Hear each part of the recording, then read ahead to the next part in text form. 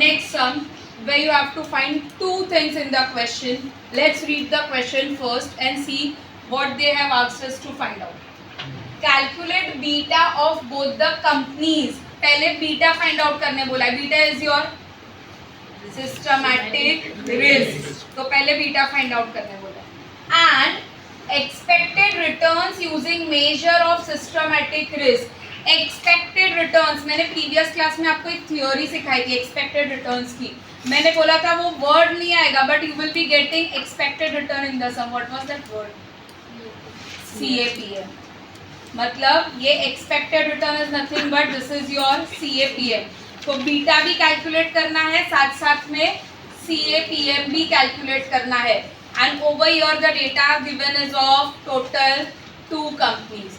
So 2 companies का data है and you have to calculate beta as well as expected return for both the companies. Clear? Now what is the information given? They are given as the years. Total how many years are given? 4 years are given. Return for X limited is given, return for Y limited is given and market का return is given. We have this much with us. Now we have to calculate. अब इतना सा ही question है और एक extra information जो हमें है. Risk free rate of return is 7%. This is RF. Risk free return is nothing but it is RF. ये बीटा कैलकुलेशन में काम आएगा कि एक्सपेक्टेड रिटर्न्स में काम आएगा? एक्सपेक्टेड रिटर्न्स कैलकुलेशन के लिए this information will be helpful. 7% is your risk free return. Now for the solution, you first need to write it down on the top that we are first calculating the beta. So calculation of beta. First column हमेशा किसका था? Years का column. So first you will make the year का column. How many years are given in this sum? 4 years are given. So we will be writing down 4. Second column हमेशा किसका होता है? Return of the company. So RX column. Already return of X limited is given. हमें सिर्फ यहाँ से data को column में कॉपी करना है. So for first year it is 13, for second year it is 14, third year के लिए 13 एंड फोर्थ ईयर के लिए it is 12. Next is RY that is return of company Y limited. Data is given, हमें सिर्फ यहाँ पर column में paste करना है.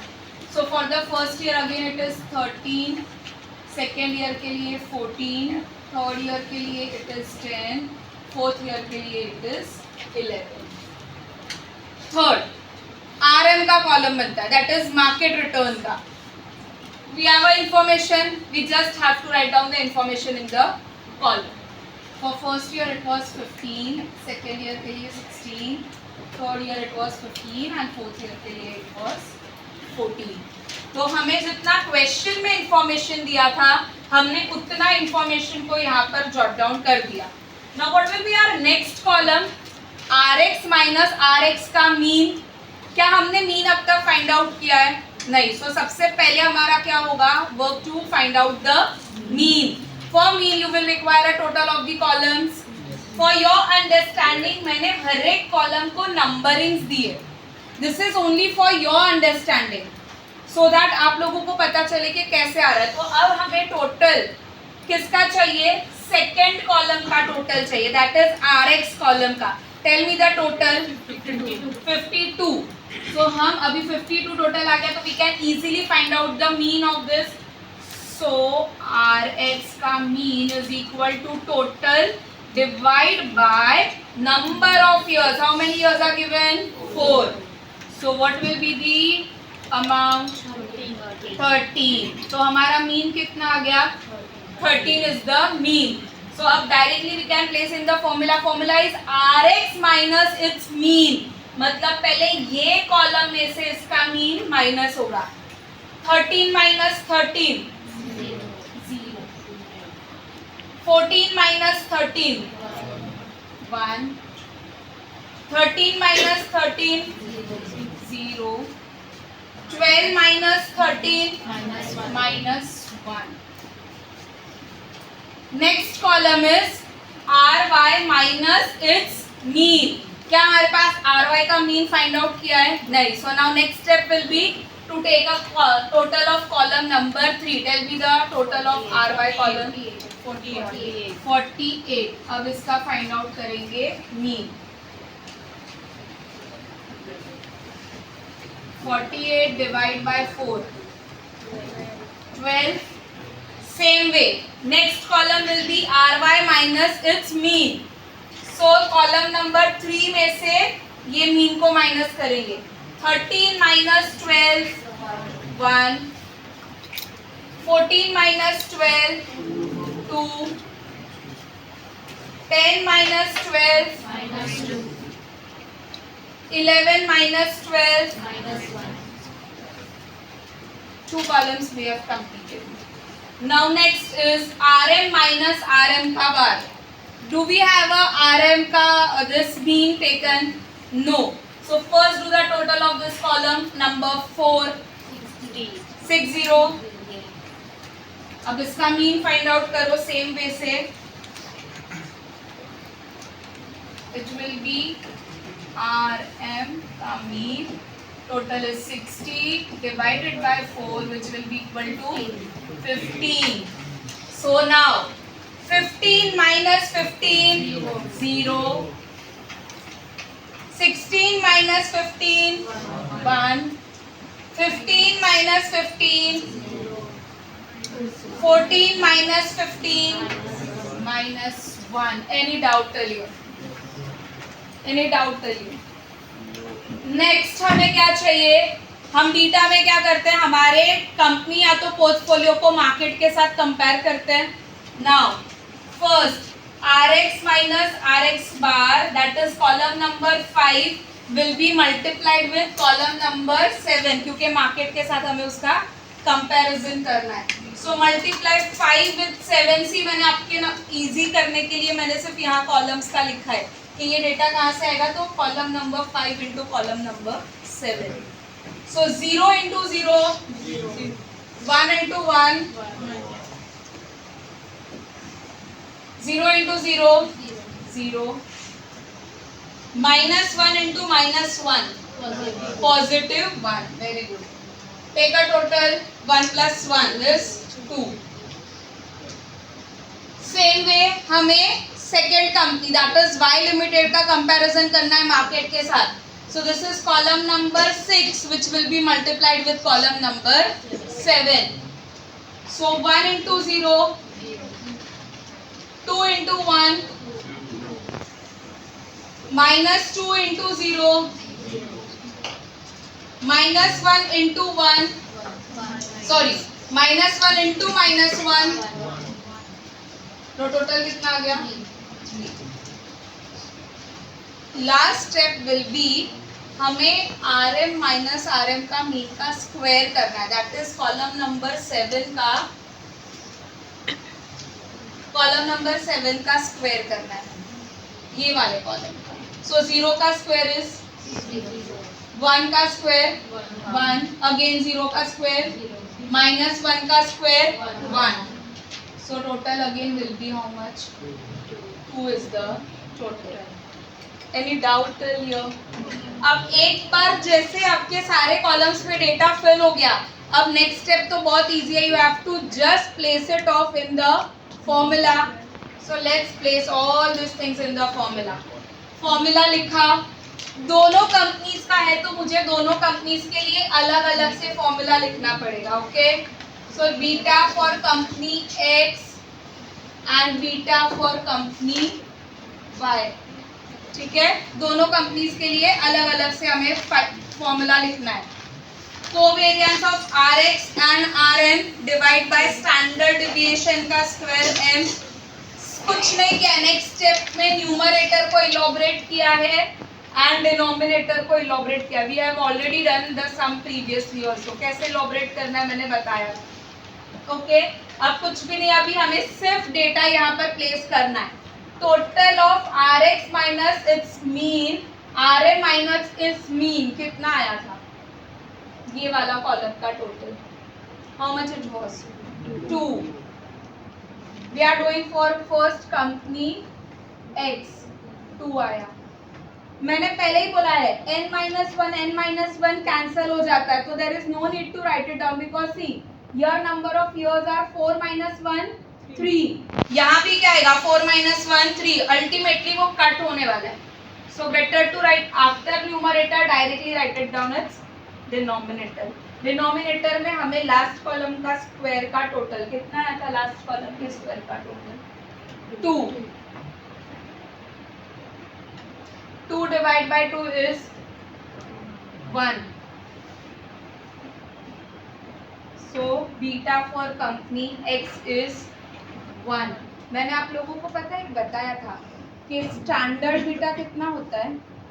1 is the comparison, that is average risk. तो ये वाली कंपनी का रिस्क कैसा है? Average risk. Same way we have to find it for company Y limited. So beta for Y limited is equal to, here also you can write it down, beta for company X. Now just put it into the formula. Company Y का total कितना आया था? 3. And उसका नीचे denominator में squaring was 2. So in the numerator it will be 3, in the denominator it will be 2. Plus देखो ये submission means total. अगर आप वहीं पर टोटल कर देते हो तो ऑब्वियसली यहाँ पर आपको सिर्फ प्लेस करना है. One more thing which you all guys do the mistake is, आप लोग ना डायरेक्टली ये सोचते हो कि हम ना ये इतना ये मल्टीप्लीकेशन क्यों करें, यहीं से इंडिविजुअल डेटा लेके डायरेक्ट फॉर्मूला में लिख लेते हैं ना. See R X minus R X bar into R M minus R M bar करके फिर उसका सम करेंगे तो आंसर गलत आएगा. You can try this, answer will be wrong. इसके लिए पहले आपको ये दोनों को मल्टीप्लाई करके उसका सबमिशन पहले ही ले लेना है. आपको चाहिए तो आप इंडिविजुअली फिगर्स, जैसे हमें यहाँ पर कॉलम्स में मिले ना, ये कॉलम्स का टोटल लेके इंडिविजुअली फिगर्स डालो, see your answer will be wrong. You can check and you can let me know in the next class okay, whether you are getting the answer or not. So what will be the answer over here? 1.55. How much? 1.5. मतलब अगर X और Y company में option मिला तो risk कौन सी company का कम है? X limited का risk is less because this is above the average level. 1.5 is above the average level. अब यहाँ पर हमने बीटा कैलकुलेशन कंप्लीट किया. In the question they have also asked us to calculate expected returns. So now next will be you have to find out expected returns using CAPM. So expected return for X limited using CAPM, expected return for company Y using CAPM. यहाँ पर हमारे पास 2 companies थी, इसके लिए हमने beta भी दोनों का सेपरेटली फाइंड आउट किया एंड हम एक्सपेक्टेड रिटर्न्स भी सेपरेटली फाइंड आउट कर रहे हैं. अगर कंपनी एक ही है तो हमें सिर्फ ये एक ही बार करना है. Okay, so first we have to write it down the formula. What is ER? ER is expected returns is equal to risk free return plus beta in bracket it is risk premium RM minus RF. Let's take the data and write it down over here. RF risk free return कितना था? In the question what was the risk free return given? 7%. Very good. X company का beta कितना है हमारे पास? 1. तो यहाँ पर हम डायरेक्टली लिखेंगे 1. पता चला अगर जब तक मुझे बीटा का आंसर नहीं पता है मैं तब तक ये वाला पार्ट नहीं कर सकती हूँ. इसके लिए मुझे सबसे पहले सम सॉल्व करने के लिए बीटा ही कैलकुलेट करना पड़ेगा. अगर आपने पहले सोचा तो पहले हम एक्सपेक्टेड रिटर्न कैलकुलेट कर लेते हैं. नो, एक्सपेक्टेड रिटर्न में पहले बीटा आपको फाइंड आउट करना पड़ेगा, तभी जाके आप एक्सपेक्टेड रिटर्न फाइंड आउट कर सकते हो. What was RM? Mean RM का क्या आया था हमारे पास? It was 15. I can not take individual beta, individually नहीं लेना है मुझे, मैं कंबाइन ही डायरेक्टली लूंगी. कितना आया है? 15. सो 15 minus risk free return is 7. सब बोर्ड मास कहता है पहले क्या ब्रैकेट ओपन करना है. So open the bracket and let me know the answer. 8.